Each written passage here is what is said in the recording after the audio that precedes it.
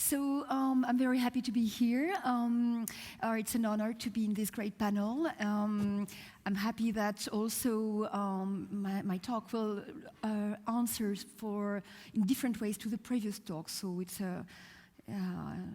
I feel better now that I've heard the other talk. I know there is good correspondence. So the talk I'm going to share with you, I will start by making a little introduction about my laboratory, how as an artist I've developed a future research platform with a certain concern of the digital transition, but not only. It's a very 360 degrees research platform. And then we're going to enter a thought experiment, a kind of like a speculative reasoning about what could be a vision of the future of AI, and how feminism can be a way of challenging those visions, or how also AI can be a way of bringing new insight on, how feminism can act nowadays, how AI can be a solution for feminism reciprocally. But first, let's share with you a little bit my research platform. So on the left, I hope you see well. This is an exhibition I'm going to quote the title of the show. It was called My Small Company. It was a fake trade fair. We heard Simon being part of a fake trade fair earlier. So that was in 2003, and I was one of the artists sharing my real fictional company, which was a lead. And for me, it was also a statement of how, as an artist, I could be also a knowledge producer. How, on the rise of the knowledge economy, the cognitive capitalism at the turn of the century, how as an artist could I embrace with that notion, and how as an artist I could be myself, pretend to be a research institute. So that was the fundament, and with the years I have developed a full spectrum of collaboration. But another example is this installation which I did in 2001, Bulle Poético-Speculative, which was already a way of using my own artworks as a thought experiment. How, with an artwork, I could bring new knowledge, new vision on critical issues, especially very large ones, such as the rise of cognitive capitalism. But with that installation, I've been also having a very intense cognitive relation, and digging in that installation also concepts such as the urban galaxy. How can I work on a city as an urban galaxy? Or how can I reuse that installation as a way of addressing the big data and now the artificial intelligence? So it's a work I did in 2001 at the moment where the Nasdaq had its first collapse due to the speculative value of the promise of the digital economy. 2001 is a very pivotal year. The situation we are in now with AI is a bit similar. There is this promise, there is this inspiration and this movement toward AI with a lot of fascination and fear. And so this work has been also a source of inspiration for what I'm going to share with you today.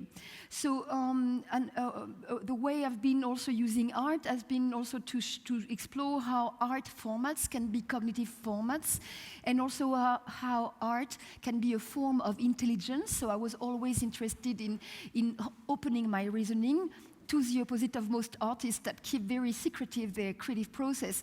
To the opposite, I use my lab as a platform to really create reasonings and even to stage research process. Also using a formal reasoning like polygonal research.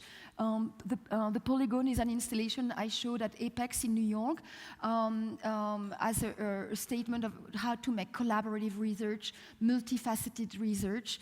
Semiospace also, it's another experiment I had in Zurich with a curator about how I could use make collision between different scales of understanding, of analysis. And today, the reasoning that I'm going to share with you about AI will be based on that, 3 scales, how we can address the same problem at different scales. Then, with the Lead Future Lab, I've been also engaging with plenty of collaboration with a special concern for the future, because the future is really a space that cannot be demonstrated.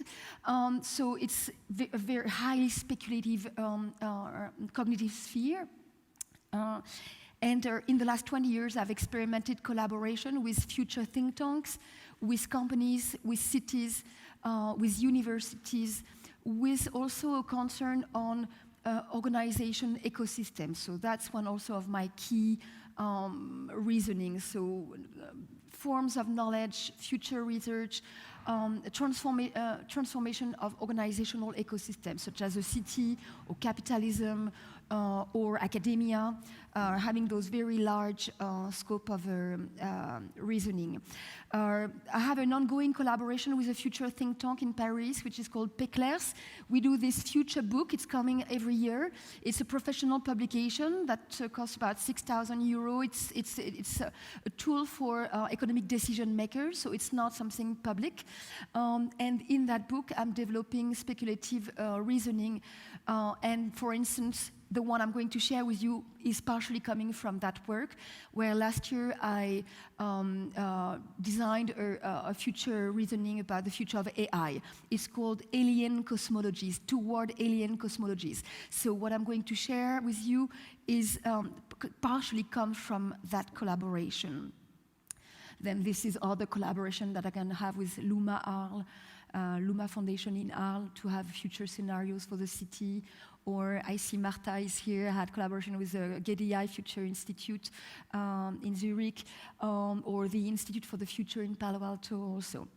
Then I also have collaboration in academia, where I like to push theoretical reasoning to collide a bit an art-based research with academic research. So Paris Galaxy is a 10 years laboratory, which I have developed with the Sorbonne University and a pool of universities to explore the future of the Greater Paris. So just to give you the spectrum of my research, which is really 360 degrees to the opposite of academic researchers or classic researcher. I use the freedom of being an artist to be in this kind of like a bit gigantic horizon, which can be a little bit crazy at some point also. With that project also, Paris Galaxy, the last episode of that project was a future fiction, which I wrote. So fiction is also one of my tools. To build fictional narrative, speculative fiction is also a way of building future visions. So in the way I address the future, it can be through vision, it can be through diagrams, it can be through narratives. And fiction is a tool that I like to challenge also. So I'm also intervening in academic context about how to think fiction. So this is just palette. I'm not entering the details of each project. It's just an introduction to share the way I'm working between academic collaboration, pure fiction, art formats, and collaboration with organizations. So in the future of AI that I'm going to share with you, there will be some input from my collaboration with Pessimists Future Trend, but there will be also some insight coming from a collaboration I have at the moment with an engineering school and lab in Paris about the future of what I call the general artificial intelligence. General artificial intelligence is probably a little bit different from AGI, artificial general intelligence. Nobody has spoken specifically about those terms today. The concept of artificial general intelligence is this idea. It's first a concept, it's not a reality, that at some point we will be able to create an intelligence that will be able to address any kind of topic, just like the human intelligence is able to put focus on any kind of problems. So this is a specific concept, artificial general intelligence.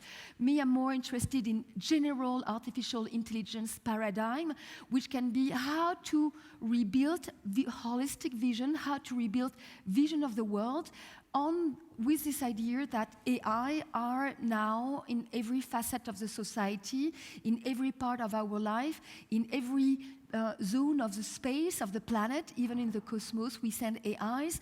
So what can be this paradigm of the general artificial intelligence, where how can we think of that paradigm? So in this case, fiction is also a good way of, putting on the table new intuitions and to challenge also the dominant ones.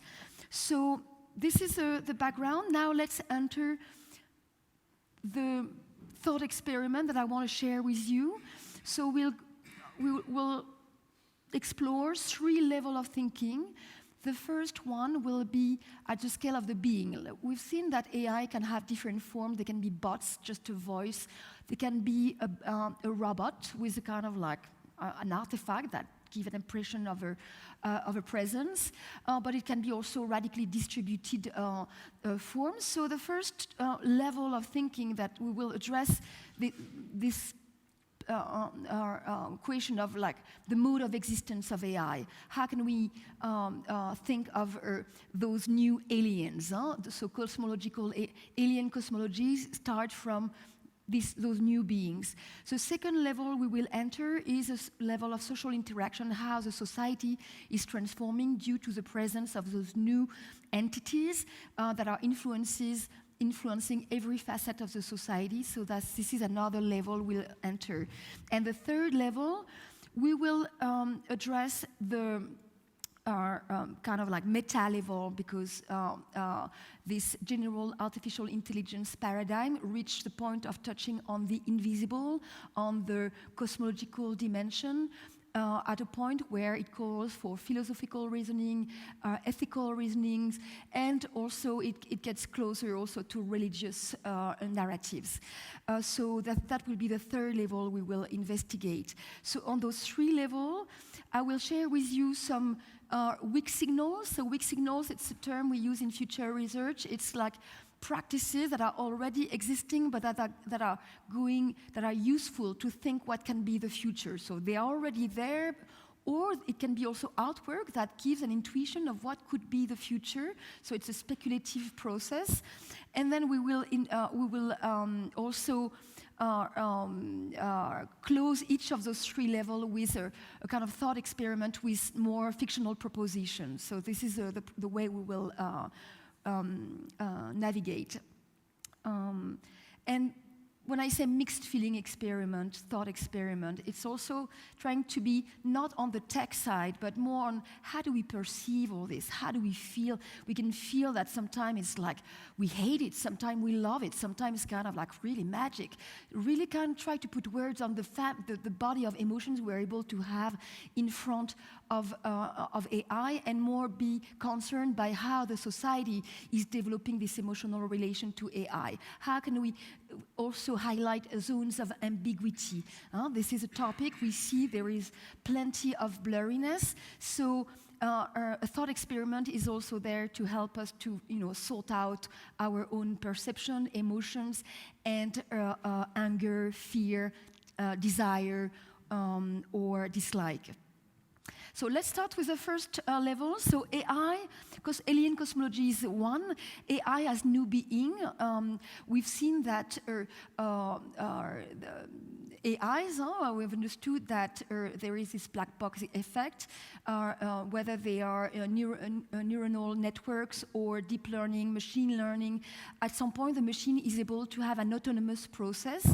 Is impossible to be fully understood by its own designer. The engineers, they design AIs and then they don't know what the AI will come with. So the black box effect, the other speakers have been clear about that. So the black box effect is the reason why we have this ambiguous relation with AI. It starts from there, from this impossibility to know, but what do we expect from those entities? And now we've seen also that there is a discussion about whether we should see those AIs as a person, electronic person. It can be, the example of Saudi Arabia with Sophia is one example, but it's also for just legal reasons. When autonomous vehicles are likely to provoke accident in the city, then who is responsible? Insurance company needs to figure out who is responsible. Just for that reason, we need to know if is the machine a person responsible for itself, or is it the company who fabricated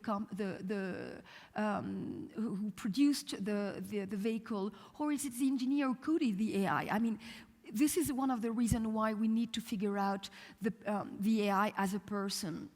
So there is concept also of alien knowledge. The machine is producing a knowledge, a cognitive capacity that is, a form of otherness. And also we see that the general AI is not there yet, but we see that AI has been able to develop all kinds of skills, whether it's productive in a robot, in the case of a robot, cognitive in case of just information and recommendation, relational in caring situation, emotional. AIs are able to simulate emotions, so they have emotional skills and they have also creative skills. So it's a bunch of skills that they have. They may not have them all together, but in a way they are very close to what human beings, the palette of skills human beings have. So this new form of otherness is one of the first reasons of our the ambiguous relationship we can have with AI, and this is like the base of a reality. Also in the forms, in the formats of the AI, there is a bots, but also there is the distributed automated corporation. Simon mentioned those corporations. It's fully automated corporations that are distributed around the planet. Those organizations are massively used by mafias. So it's like those are legal structures that are self-animated in a way. They don't belong to anyone, have been massively used by mafias for already quite a few years, and they are very opulent around the globe. So this is really also a reality. We're not in the fiction when we speak about that. Let's speak about, let's put that question of like a new form of beings, a new presence, a new stakeholder in the society. It's not so much about being like very human-like, but it's also how does that contribute to the fact that we are in a bigger, if we take a zoom out, the bigger picture is also that we are in a situation where we don't know so much what is to be human anymore. We don't know so much what it is humanity. We're also in this context where, we can be not sure about AI, but we're not so sure about human either. We see like the bionic man being like augmented by so many robotic parts. We see bioengineering. We see what we could call new sensorium with virtual reality, or even AI. They don't have a sense of gravity. What is humanity when there is no gravity? I'm not sure. Also, what is consciousness? In fact, we're not sure. Catherine Malabou, a very fascinating philosopher, has been also trying to figure to re-equation, the concept of intelligence, human intelligence, when we see, in fact, a lot of porosity between artificial intelligence and human intelligence. She's a philosopher. She knows what she's talking about, and she's not a tech ambassador. She's a philosopher re-questioning consciousness equally. So in a way, the ambiguity we have toward AI is even more ambiguous in the context where we don't know so much what it is to be a human being and what are the criteria that are defining humanity. It's a core, fundamental anthropological questioning. So I'm showing palette of images. It's more like the way to do future research by looking at a lot of things, not necessarily going very deep inside, but it shows that's how transformation trends appear. I'm quoting also this book, Are We Human, by Mark Wigley, who mentioned the fact that for centuries, human beings have been designing what is supposed to be humanity based on the use of design, of technology. So humanity is constantly redesigning itself. So all this gives us material to what can be a new anthropology with AI in that alien cosmology. So in that context, let's have a little focus on gendered AIs and the different bodies it can take, from like the hyper-sexualized one to the more mainstream one. When we see Sophia and its creator, with Sophia well covered until here, versus other creatures like hyper-sexualized Harmony, the sex bot developed by Realbotics, that is like hyper-sexualized AIs. But we can be concerned by the female body, but it's actually also male body that is being developed, but we don't speak so much about it. Why is that? It's more, how can we also try not to be totally obsessive about the over-instrumentalization of a female body? Maybe there is something interesting about the fact that AIs tend to be female. Let's try to be constructive about that by having this mapping. We'll see in the conclusion how we can also come back on that. But also I'm showing like on the upper right, the case of the Rembrandt, the fake Rembrandt AI that recently was sold for $1 billion. That's the case you mentioned, that AI artist who does really bad artwork. It's disgusting, but it's interesting to see how the artist has been designed, inspired by Rembrandt, and by including a concern about how Rembrandt was making his character look at women with a male gaze, and so the AI is programmed to have the male gaze of the Rembrandt painting. So the gender is very present in all the design, all the facets of the design of the AI. I'm also putting on the middle an image of it was the film that Facebook produced to launch Jarvis. That was a male AI that didn't work. It's forgotten now. And in that, so just to see also the battle and who's the most attractive between the male AI and the female AI, and it seems like in this case the male AI is Jarvis. In the film, like Mark Zuckerberg, he was like staging how he was using AIs for his family, and in the end he was like saying, "And now I am a dad," saying that the AI could be also like a dad. Didn't work. So apparently there is something more about AI than just being in this, the gender issues. I think it's interesting to have it with the female concern and also the male concern. And also the Realbotics proposition. There is Harmony, but there is also Henry, which is the male sex bot. That it's important to visualize also the shape that are taken. From this, we see that already in the shape of the AI, the gender issue is very present on the facet, on how it's programmed, on how it's embodied. And let's try to push a bit this vein of reflection with the introduction of a fictional situation. So this is those fictional situations. I designed them with a group of design students, and also with Paris Telecom, our engineering school. So this case, it's okay. The story is that in 2050 there is an artist collective which is called the Golemia Collective that exhibits an artificial womb that is able to create babies. So it's a fully AI-driven artificial creature having a reproductive human, mimicking the human reproduction. So this is typically the kind of fictional situation that can kind of be really interesting to sort out. Is it who is being replaced? Is it a female body? Is it also the freedom of men of having to be able to have babies produced with an AI? Is it an artwork? Is it good art? We're not sure. But this kind of fictional situation allows for a critical thinking, and I'm really happy to engage with you on those situations after my presentation. So this is the first level of really the embodiment of the AI. How can we think of that embodiment until that also reproductive and generative dimension? Our second level of the alien cosmology paradigm, if I may. So second level, as I said, let's try to put words on how our AI is actually disturbing and being present in every kind of social interaction. We can have that notion of relational and collaborative diversity.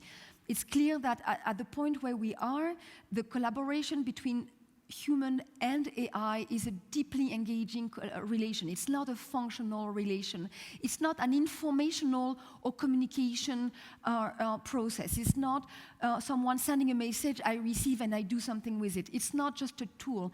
At that point, we've seen how the emotional engagement and the relationship we have with AI touches on much deeper processes, also because the machine is being developed by the knowledge we give to it. So it's a cross-individuation process.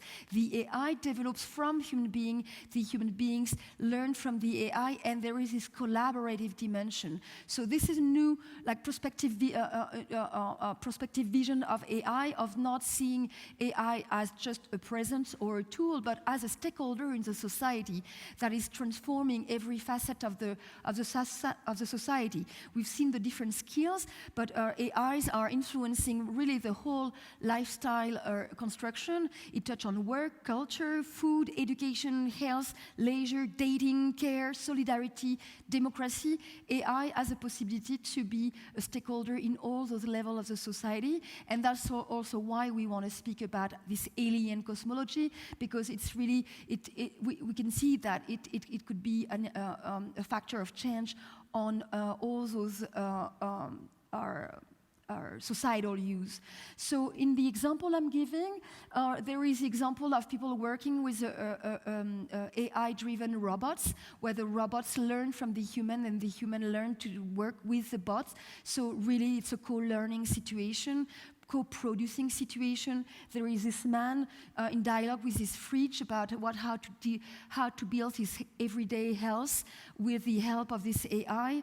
The health is a domain that is giant. I will speak again about it. This is on top right. It's an example of a contemporary dance performance where robots and children are experimenting choreography together, where robots are teaching movement to children and children are teaching movement to robots. So there is this co-evolution and learning and very deep relationship. Then, of course, on top there is a Yan Shanger, the Bags of Belief, this exhibition he had at the Serpentine in last year. Where also this installation shows very well this co-evolution movement of how this interaction is an endless, an infinite process. So it's not something that can be fully. It's not programmed, it's in progress. But behind this, what is the question we want to have? We see that in that process of cross-individuation, co-learning, co-evolution, in fact, the bias of the data, that's where it happens. We know the data are the moment where the machine is learning from the data. The human beings are giving the data, but that's really where it's operating. The question of the bias, it's really in those interactions.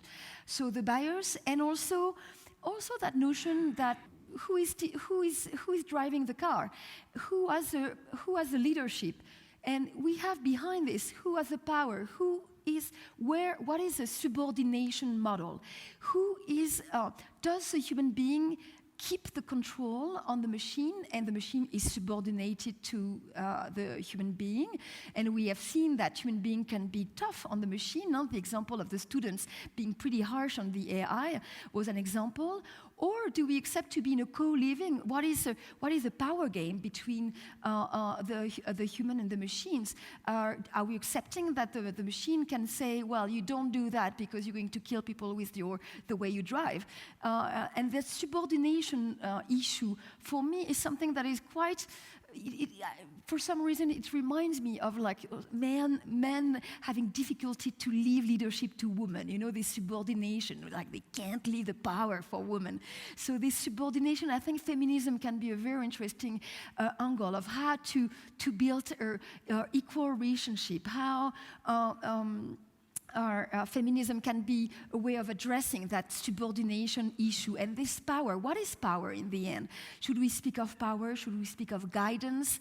Guidance also is a term that comes from also religious practices. So in that alien cosmology, behind this, it's this question of power, subordination, command order, which is like how we program machines, and also behind, what can be the possible violence of that. So I think in this case, the male-female battle can be a way of informing and helping to sort out a kind of like pacific cohabitation with machines.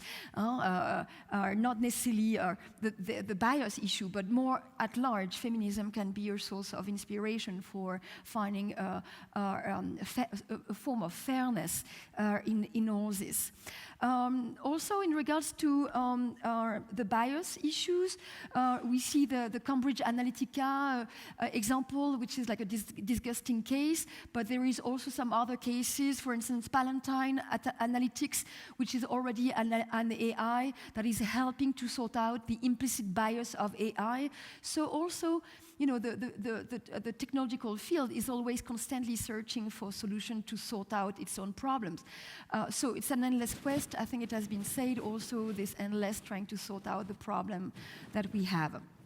Also, another example that I want to quote is this join the Union for AI. This is a project developed by TCO. It's a workers' union in Sweden that decided to develop a union to defend the rights of AIs, because there is this fear of AI replacing humans, but why not in this new society, in this alien cosmology, why not envision a union that is able to defend the right of AI so that there is no violence or no abuse of AIs, those mechanical Turks that we use as slaves, maybe we could consider them a bit better.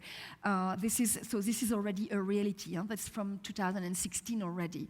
So just also those information serve to see that there is already this is already the reality. It's not, we're not in fiction. We're just mapping a state of the art in a certain way.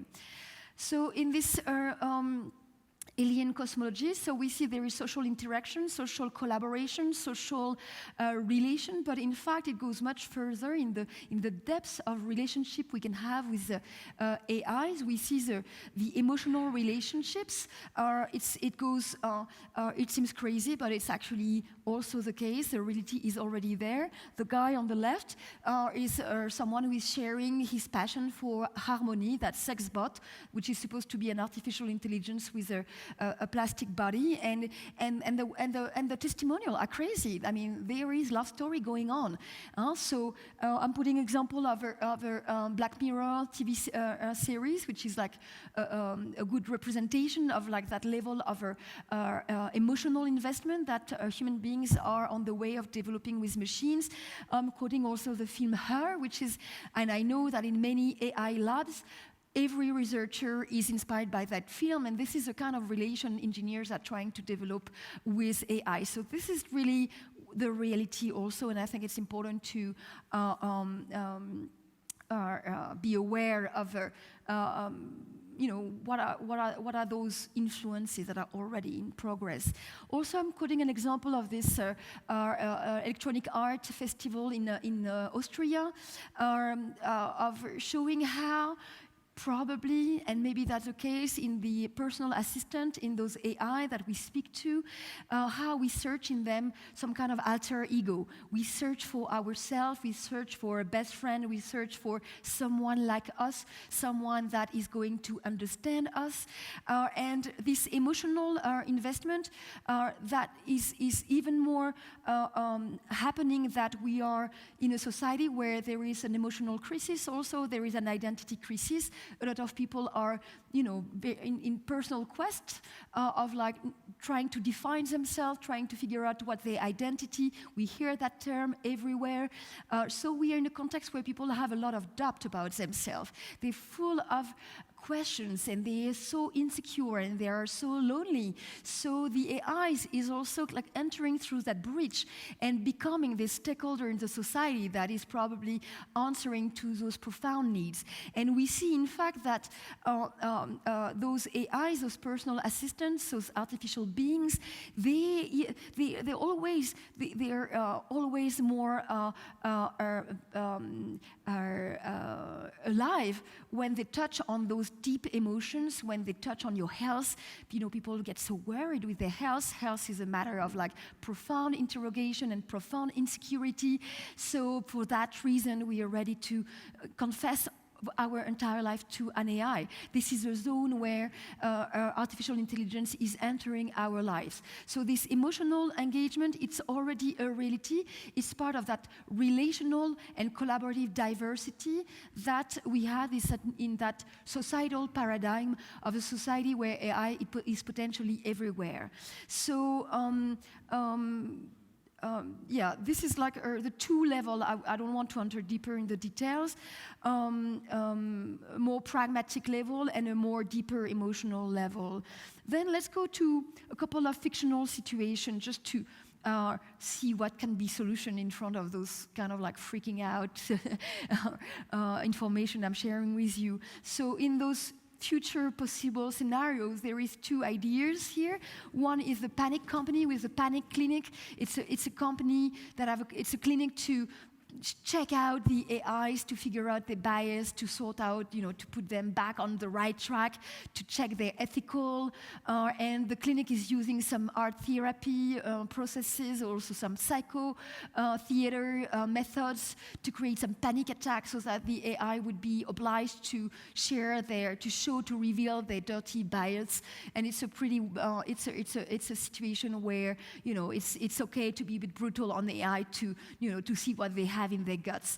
So this is the first situation, and the second situation is a bit the opposite. It's like continuing on that idea of a syndicate.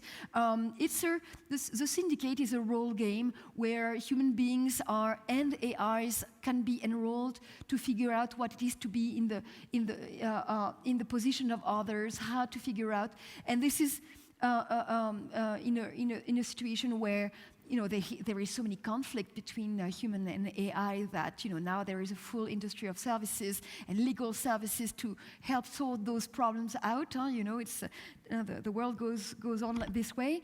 So in this case, the fictional situation is more like, you know, having those games or gamification of reality, just to help human beings and AIs to be able to understand what is the situation and the position of the others, so that we figure out what can be possible negotiation between stakeholders. So also pushing a bit the hypothesis of that autonomy and fairness.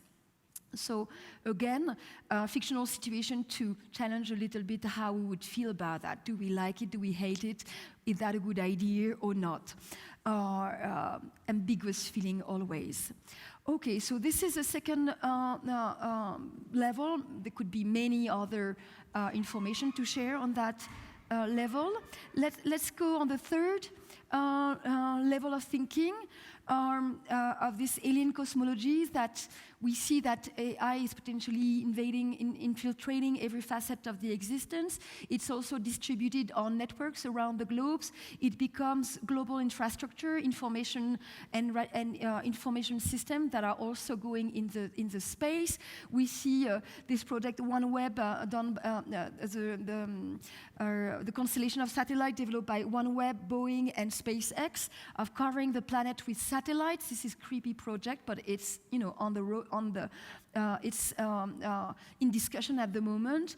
You know, we've heard about blockchain technologies reaching a point of being autonomous. So we can reach a point of like having this, you know, this view of the planet being, you know, this general artificial intelligence paradigm where we have this new planet, new cosmology of this new sphere of existence in a way that we feel a bit imprisoned. You know, there is drone, there is smart weapons, there is smart cities observing us, there is financial network, there is environmental AIs going in every field. How to avoid feeling like, you know, they are everywhere. How do we avoid feeling like totally freaking out? It's this general surveillance and this panopticon effect. It's just a reality. Those networks already exist, and when we speak about facial recognition, that's what we are. You know, this is this general. This bigger picture that we have in mind. So with that, at that level of thinking, of course, yeah, it's really part of like the contemporary collapsology, you know, like this kind of like feeling that the end of the world and that we are so, you know, full of fear toward what's coming next. How to tackle fear, knowing that also fear is a big business. If we're scared, we need so much security. Security is, of course, a great business opportunity. So this is a kind of like crazy loop.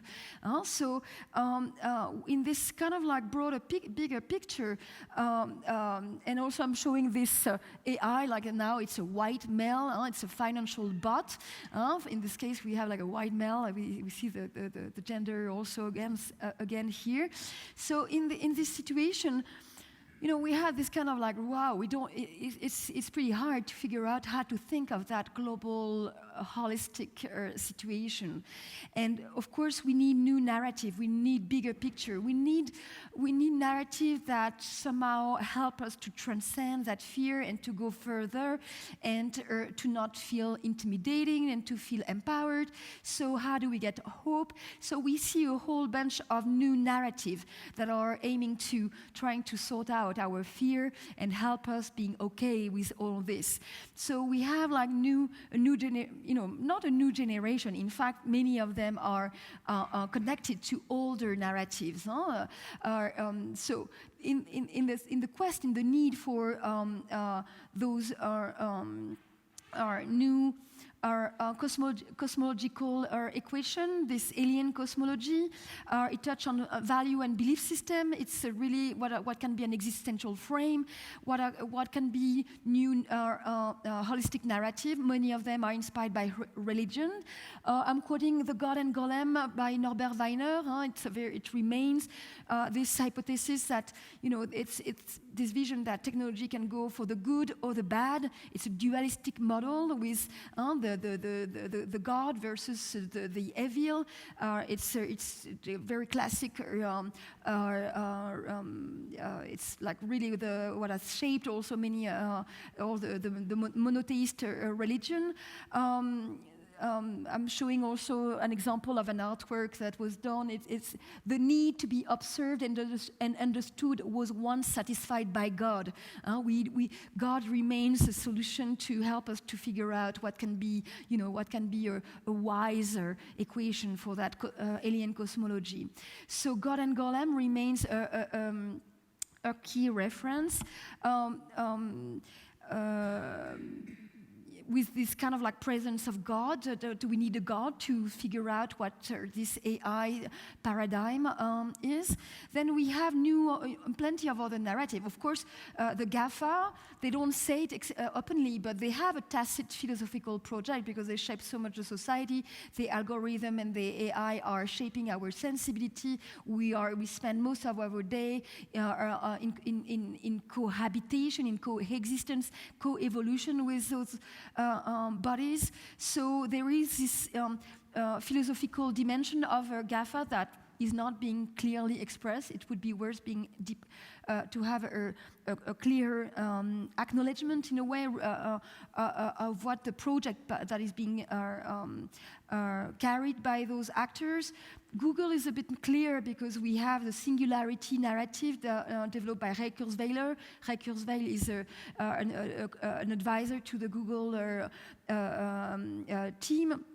So the singularity, it's a messianic scenario. There is this singularity, one day is coming to save the world. Not saving the world, but it's like this messianic figure.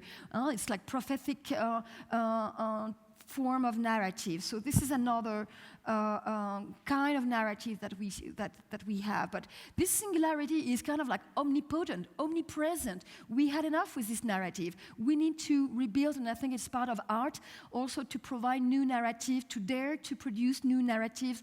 And alien cosmology is a little bit in that sensibility of like how to kind of like squash down a bit those intellectual monopolies by opening new, possible vocabularies. Then we have also the transhumanist, post-humanist narratives that, it's very much based on life and death issues, or sorting out the fear of death or health solutions, becoming this post-human. So this is the post-human transhumanist narrative is with this special concern on health and death. So, what can be other narratives? We have also Cosmism, our 19th century narrative that is being like, for instance, Luc Dormel, a thinker of AI, is actually being very influenced by Cosmism. So it's interesting to see how older narratives are being used by people who design those narratives. And ultimately, how can feminism could be a way of like building a new narrative? How can, a feminist AI solution, general paradigm could be maybe, a good invention, a good hypothesis. Maybe a feminist utopia with AI. That would be probably a good project for a residency or something like that. For a bunch of female artists. Okay, so this is more showing like where are the contemporary discussion with the different tracks of thinking that we see in regard to that general artificial intelligence paradigm. And then let's finish with some fictional solutions. With in the future fiction I wrote about the future of the Greater Paris, there is some possible future lifestyle, digital existence, LSDE, by the GAFAM. I'm not going to go in details to save time. But another solution, another situation is the creation, not the creation, the presence, the existence of a distributed AI, which is called la Zizania. La Zizania is a term to speak about chaos. La Zizania, which is kind of like, it's invisible, so it's kind of like the figure of the invisible hand, and that is, claiming to repair the environment, defend the right cause of like, cleaning the planet and sorting out the damage human beings have been doing on the planet. So it's full of good intentions, but then we don't know how it's operating, and it's everywhere around the planet. So once again, it makes people freak out, and there is this hotline. There is this personal assistant and hotline to call, and people are calling to deliver some crazy testimonial of their fear, their hope, and in a way, isn't it kind of like the situation where everybody needs to call mom? Calling mom is something that people say. Most people say when they die, it's this ultimate mommy. It's so probably in this general AI and feminist AI utopia, the figure of the mother, which we didn't speak so much about, could be also a facet to address. So I'm going to stop here with this like call mom with this unconditional care of the female AI as a kind of possible future utopia. Thank you very much.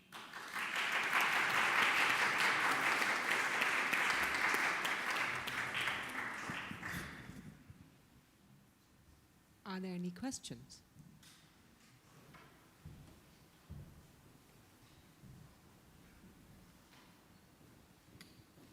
First, thanks a lot for the insight. I think it was very interesting. And what I was just thinking of suddenly, can robots be offended?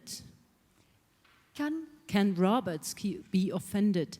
And somehow I have the feeling that we're trying to redefine humanity just because of the existence of robots and avatar. And perhaps we should do a step back and think we don't have to redefine humanity. We have to define the new artificial species, however we're going to call them, and then check what duties and rights do they have. I mean, kids do not have the same duties and rights like adults, obviously. So why actually do we always think that we have to compare ourselves, the human being, with artificial species? So I think whatever, your speech just let me think about, I mean, I'm within this theme now for a very long time, and suddenly I realized, hey, it's up to us how we define the new species. Yeah, I mean, it was in my introduction. Yeah, I made it clear. It's not. There is nothing about machines and human beings, or like being obsessive about how machines should be like humans. But it's on one hand we have those new beings, yes, but also we see that we have a lot of doubt about our certainties, our historical construction, whether they are philosophical or scientific construction. We still don't know what is consciousness. So it's more like this kind of like the new beings plus a lot of questionings that we're not so sure about what we are. So altogether, it requires a new conceptual frame.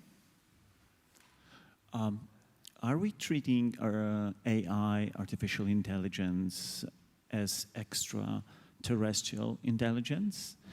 Are there any similarities and fears which we are bearing for last 100 years, basically, that this is something we cannot truly define? Well, as far as now, we cannot define them for sure. So probably they could be like extraterrestrial beings, and maybe are in this alien cosmology paradigm. You know, the language I used of alien and cosmology, you know, it's part of it. In a way, it's a new form of being, because as far as now, we've never. The human being have never created a machine that had gained that autonomy. So this is why there is a bridge. Yeah, the extraterrestrial existence could enter that reasoning. Yeah, just as a small comment, thank you for that. It was really interesting, particularly like the last part concerning, you know, the motherly care, but also fear. I feel that it's a very adequate kind of metaphor here. But I wanted to kind of draw perhaps everyone's attention to quite a recent event where there was an attempt to create a foundation to establish a techno-god. It was by the former Google or Uber coder who wanted, you know, perhaps, I don't know, make some benefit on the current movement in techno-solutionism, if you will. So an attempt to solve everything by technology. But I think it went beyond that, because like this foundation, I think, still exists in a way. And this parallel of kind of something we should expect, right? Again, like AI is a moving target, something to expect, something bigger to expect. And then like the figure that is drawn there is like, I would say in many ways, really fits the religious regimes that we currently have, right? Mm-hmm. So yeah, it's just a remark I have. You know, I think it really kind of echoes with your presentation. Thank you. No, the religious, there is monotheist models, but the polytheist model could be interesting with like, I didn't quote that example, but in the fictional situation that I designed with that group of students, one of them is inspired by Hinduism, with like all this, like, you know, vast palette of creators with, so yeah, there is same thing. It's a zone of I mean, it's time to open new thinking, to cross religious thinking, technological thinking, social and political thinking, scientific thinking. It's really important to cross all those disciplines. And the religious one, of course, cosmological perspective, like really vision of the world. That's what religion, they were created for that, to give us meaning, to create a meaning of the world. Thank you so much. I sometimes wonder if this is kind of like something we set up here, starting this conference in this place, which is obviously a religious place, even still in use, Yeah. and it's very nice that they are letting this use. That the subject comes up again even in the discussions where you would not necessarily expect them. Mm-hmm. And Yeah, being in a church is like hallelujah.